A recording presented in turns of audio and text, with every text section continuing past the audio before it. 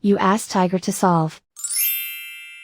This deals with linear equations with one unknown. The final result is n equals -2/5. Let's solve it step by step. Simplify the expression. Group the coefficients. Find the lowest common denominator. Multiply the denominators. Multiply the numerators. Combine the fractions. Combine the numerators.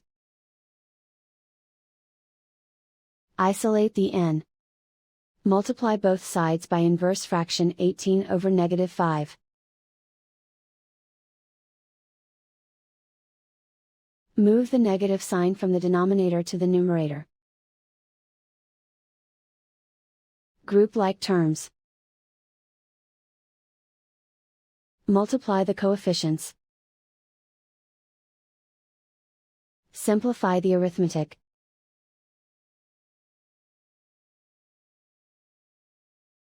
Move the negative sign from the denominator to the numerator.